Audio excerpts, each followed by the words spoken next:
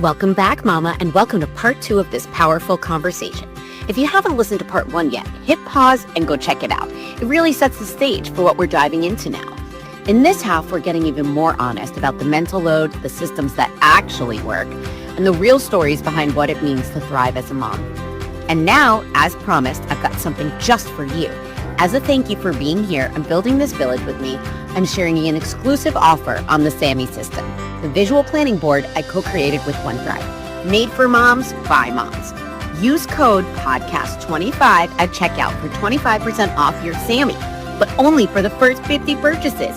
So if you've been craving more clarity and less chaos, now's the time. Head to OneDrive.com, search the Sami, and don't wait. This offer is limited, going fast. All right, let's get back into it. You're going to love what's ahead.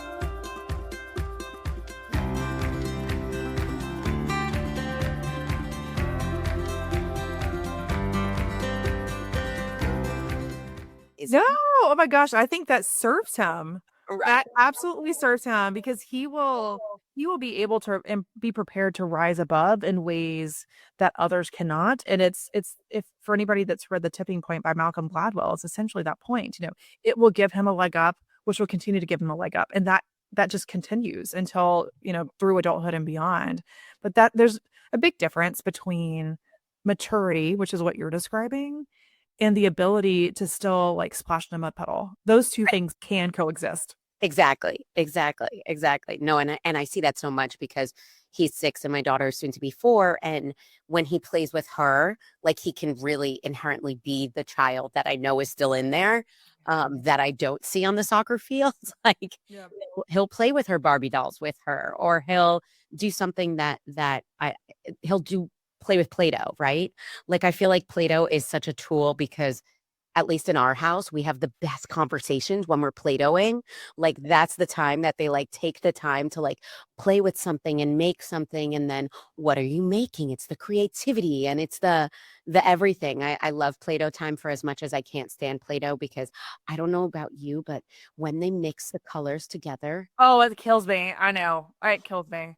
I'm like, I have 2 boys, and the boys are absolutely reckless with things like that. Do not care. No, they don't care and they love it. And they're like, what color does this make? But even my daughter, she loves doing it too. And I'm like, I love the concept of the rainbow colors, but when they mix together and they just become that ugly brown. Yeah. Like, no, there's no more colors. And now we can't make the ice cream that we wanted to make and we can't do that.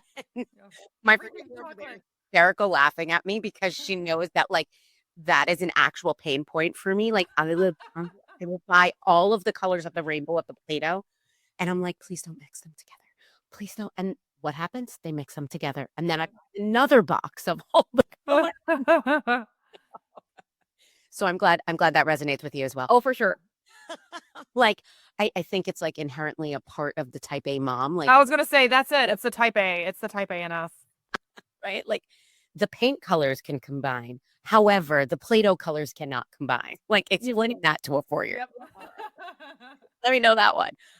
But yeah, no, the systems that you really truly put into play in all that you do with the working mom movement, your life management system, I think that it's so amazing what you're doing in helping these women. And I think that there's such a need for that right now, because I feel like we're all thriving in organized chaos because we don't know how to do anything else. And that's kind of what society expects of us right now. But talk to me a little bit about personally that life management system and how does it differ from just being organized using a planner? Like how does that life management system really resonate in your life and in your work and how that works for you? This is my absolute favorite question. So organization tools, of course, will help. But left to their own devices, having a calendar is not going to be that much of a game changer if the stuff you're putting on there, it's kind of like junk in, junk out, right? So what I do and where we start anytime I'm working with a client, you start with your values because what you value, as I mentioned earlier, is what you prioritize. And what you prioritize is what you spend your time, your money, and your resources on. So you might have the most perfectly organized calendar, but if you are putting things on there that are not aligned with your values, they are weighing you down. They are not serving you. They are not serving your family. So I start everybody with getting really clear on what it is that you value, because that allows everything downstream to be more locked in. And it's not just what you value. Like if you are in a committed relationship, layering in that other person's values has to be accounted for as well. Or if you are in a divorced family, layering in the parents, or if you are not in a parenting relationship, like on site together, but you still have two active parents that are not living together. Well, that other person's values have to be accounted for as well. That's what creates respect, and that's what creates full alignment. Because in lieu of that full alignment, it's the chicken running around with the head cut off. It might be running real fast, but if it's not going in the right direction, then who cares? um, so the biggest part of the life management system starts with the values. And then we layer in the organization tools, like what One Thrive brings to the table, or electronic tools, or delegation tools, or, any of that extra stuff. But it just, again, doesn't matter until you get your values right, because building that intentional life is what's going to leave you fully aligned and not wasting time, not comparing yourself. We've talked about that a couple times. Not comparing your choices or your lifestyle needs to other people's, because it doesn't serve you. So the perfect example that I use frequently that really helps people conceptualize what it is I'm talking about is family. So when people say, or first of all, if I'm to ask somebody, do you know what you value? If they say yes, it is often them saying family. It's like, okay, what does that really mean? Because family to you or to somebody else might mean preparing their kids to be contributing members of society. It could mean to live a life of faith. It could mean to live a life to serve other people. It could be to be a diversity advocate. It could mean to get into college and, like, I don't know, be the next person to discover how we do, how we grow vegetation on Mars. It could be a lot of different things for a lot of different people, but for me, what family means is remaining one when my boys graduate, when they go off to college, when they're working professionals. How do I keep them close to where they still remember that I'm an important part of their life? So that is what motivates literally everything I do. And because that motivates what I do, if I pull that thread backwards, the way, right, wrong, or indifferent, that I am designing my life to do that is by traveling with them, because I think travel is a hobby that can grow with you. And I am creating a home that I believe they will be proud of, that I think they will have fun in, that I think they will want to host people in and bring their future families back to, and that sort of thing.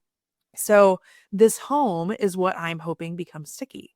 Well, in order to afford that home, we have to have both incomes. In order to afford that type of travel, we have to have both incomes. So it is quite literally why I work. But if I think about the 2013 car I'm driving with 170,000 miles on it, that doesn't contribute to that value system of mine. So I don't need that material item. I don't care that it's a 2013 with 170,000 miles when my next door neighbor is quite literally driving, like, she's got two brand new cars in her driveway.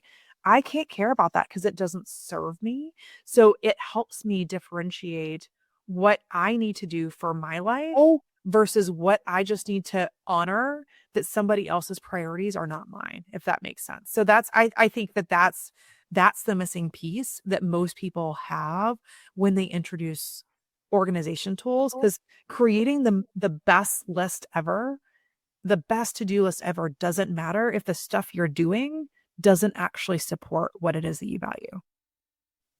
That's huge. That's huge. I mean, it's going back to those fundamental values that are so important and so innate with all of us. But my values and your values might be different, or probably are different. And I think that that's a huge thing to kind of go back and make sure that your values, your husband's values, they really align, because, I think that if those values don't align, then the parenting styles also don't align, or vice versa, right? That's exactly that's a big part of the problem for people. So there's friction at home that they think it's just their husband not helping them. And oftentimes he's helping, but in different ways. And Right. it's sifting through the difference of why he's doing what he's doing and why you want to do what you're doing that gets them closer together. We're never going to be 50-50. And that is unrealistic expectation, but at least it starts to help people become more aligned.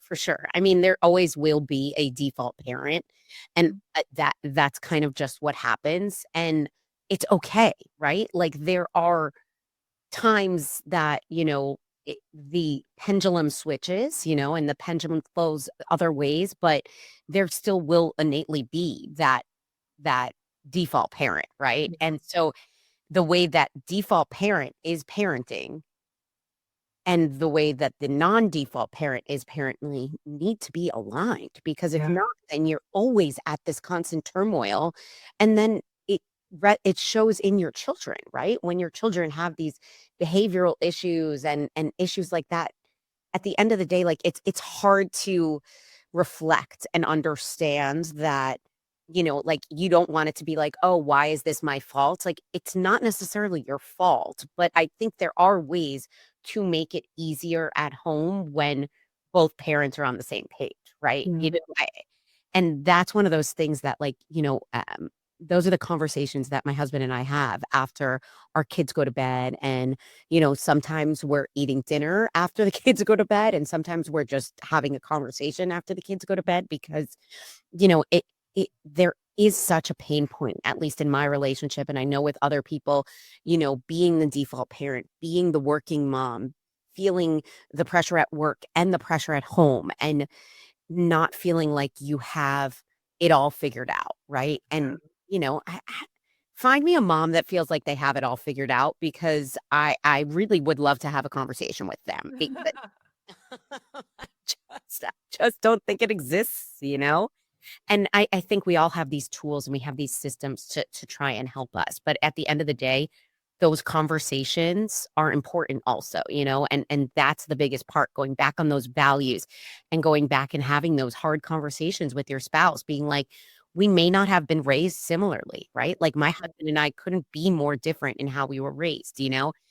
And I was an only. He was one of two. He had a sister and they fought like cats and dogs, which like I really had no experience with because I was an only. And Yeah. so coming into that world, even like for me, there were so many times in the beginning of our relationship where I'd be like, why is your sister treating you like that? Right. Like I didn't even understand sibling rivalry. Like that's how out of it I felt when I was put into this family. So it's like, it's fundamentally peeling back those onion layers and understanding it all, and like it goes back to those values, right? And all of that. I just feel like you and I can stay on values for quite some time, but Oh, we'll for be sure. right back. What are a few of your favorite small but powerful shifts that moms can make to regain a sense of control over their time and energy? I think that that's such a big question, and I feel like that's one of my favorite questions to ask other moms, because I feel like we all kind of do it a little differently. Like, I mean, you and I have gone through my mom hacks and my momifesto, but talk to me a little bit about your shifts and what that does for you and how it can help other people. I think the single biggest shift that I have made is outsourcing. So outsourcing is, it's a form of delegation, and not everybody has the privilege to do it. But I am of the belief that most dual income families do. I started outsourcing with 75 bucks a week. To me, $75 is a trip to Chick-fil-A as a family of four, like truly the same amount of money. So if you can spend a night out at Chick-fil-A, you can afford to outsource. Now it you have to be crafty about how you do that, but getting rid of all of my lower task items. So I'm a believer in aligning people with their highest and best use. And the highest and best use for me is to be a mom. It is to be a quality spouse. It is to be a great friend and sister and daughter.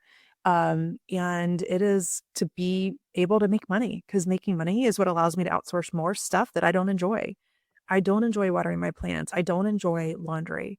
So when I first started outsourcing, having somebody come over for just 3 hours a week to do the things, do the laundry, water the plants, that's all I needed to be able to get rid of the biggest weights on my shoulders. And then it's just grows from there. I'm a believer in buying back your time, because the time is the one resource we have that constantly depletes. You can replenish your energy, you can continue to make more money, but you will never be able to replenish your time. So to me, that's the absolute biggest game changer.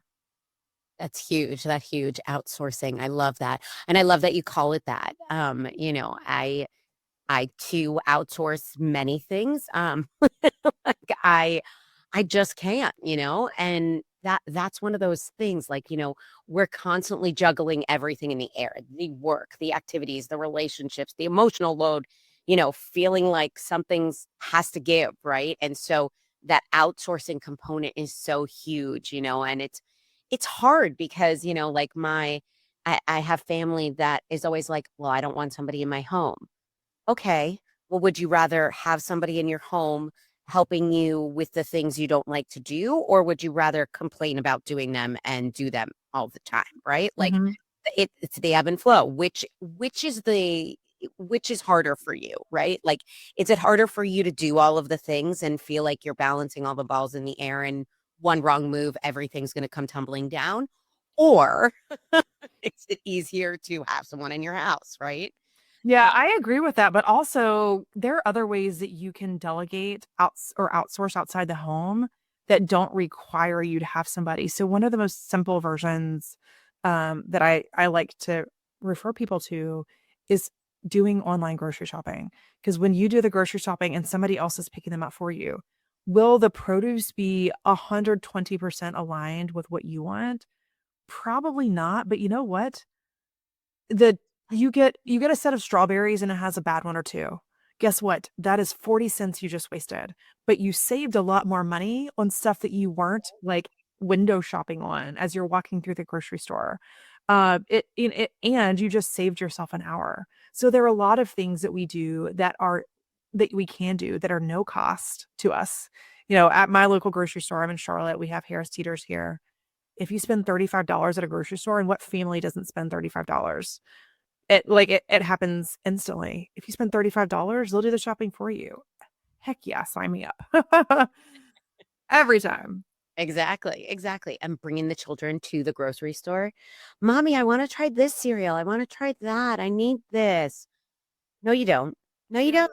No, you don't. But, would you rather fight with your children in the middle of a grocery store and say no, or would you rather just put it in the cart and deal with it at checkout? Exactly. Yeah, exactly. That's it.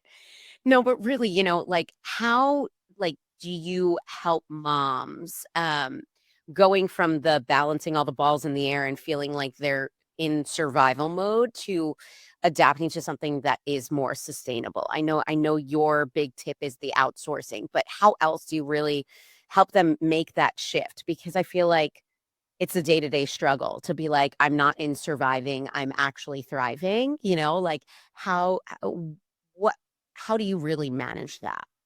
It all goes back to the life management system principles of aligning around your values. Because, as an example, I have a full basket of laundry that I need to put away right this very minute. And it's been sitting there for 2 days. But did I want to put that away or did I want to sleep? Well, I value my health. So sleep has to be a priority to me. But putting away that laundry basket does not.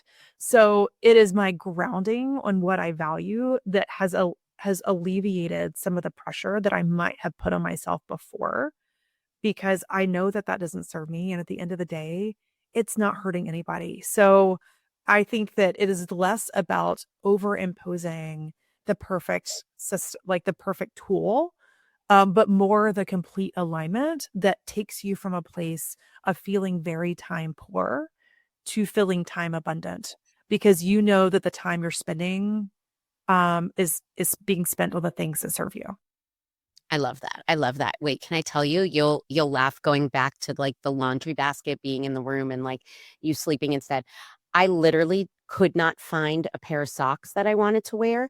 So what did I do? I dumped out my entire lingerie sock drawer. All of it was just on the floor in my room.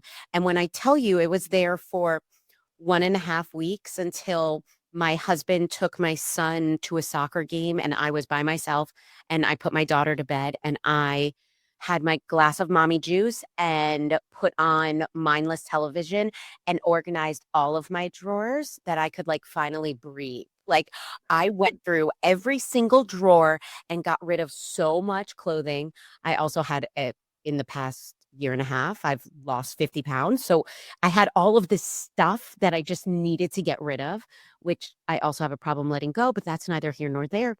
But you know, it was just sitting in the floor of my room, and my husband was like, "Did you have a fight with your dresser?" And I was like, "Yes, I did."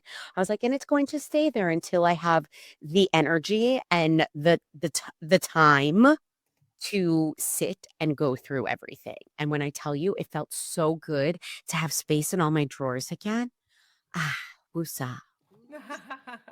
My girlfriend and I always say, like, when we have good mental health is when everything, like our closets are clean and our drawers have space in them Yeah, you because feel in control. we still feel so in control. And you know that we're not well when there's just clothing all over the floor in our closet or in our bedroom. Like that's when I know that like mama needs to take a step and see what is happening to Yeah. yeah, that all of it is not working. Yeah. You Yep. know, I'm like, so I resonate very much with the laundry on the floor and being like, you know what? That can wait. That can wait. Oh, it's driving me nuts. Like, let's be clear, it drives me bananas. Of course. And Yeah. do I want to do that at midnight or do I want to go to sleep? I need to go to sleep. My girlfriend yesterday, just last night, told me, so I going back to what we were talking about before we actually started recording around the Coldplay concert. I literally learned this at 12:30 a.m. and then at night because she was posting about it. And I said, what are you talking about? I have no idea. Because that's all she could post about. She was just so tickled by all the memes. And she goes, like, I was like, have I been living under a rock? She was like, 120%. But Courtney, what I appreciate about this question is you really practice what you preach. Like you spend time on what you value on and don't waste time with other things. So she's like, I love you more knowing this than so I mean, I am a believer in it. I do love organization. It is like I am very much a recovering perfectionist, but at the end of the day, it just there's some things that I've had to learn to let go in order to be able to protect what I really do care about at this stage in life. I love that. I love that so much. But going off of that perfectionism and, how do you coach moms to kind of let go of that perfectionism, especially when we're surrounded by this online ever presence of curated moms and perfect versions of motherhood and doing it all and milking the cow, all with a smile on their face? Like, tell me, how do you tell moms to just like, that's not attainable for everyone? Tell me more. Tell me your ways, please. Yeah. Yeah. So the biggest thing that I hear in my DMs probably is beyond like I don't have enough time is mom guilt. It's a common theme. And part of that goes back to the lack of confident decision making because you don't know why you're doing something. You don't know why you're working. You think it's to pay the bills, but you forget what bills you're trying to pay and why you're trying to pay them. So being clear on your values once again allows you to remain more grounded even when your heart might be torn. But part of being able to let go, part of being able to manage that mom guilt, part of being able to not compare yourself to others. Once again, it all goes back to that value system and understanding what you're doing and how it serves your bigger purpose. It helps alleviate that pressure valve. Like if you think about the Instapot as an example, like quite literally removing that pressure valve happens when you are able to stand firmer in your shoes and be like, no, I know exactly why I'm doing what I'm doing. So I think that I will continue to beat that drum because that's ultimately what is going to give you peace without doing it all. But I think Um, again, outsourcing, you're not doing it all. Other people are helping you with it. Delegating, same thing. And I talk a lot about a B minus stage of life. So to me, that is, as a recovering perfectionist, that is the laundry example of being able to go to sleep. It's not perfect, but by gosh, I would much prefer to get that sleep and just know that it is a B minus stage of life and that's not going to get done because there are only 24 hours a day.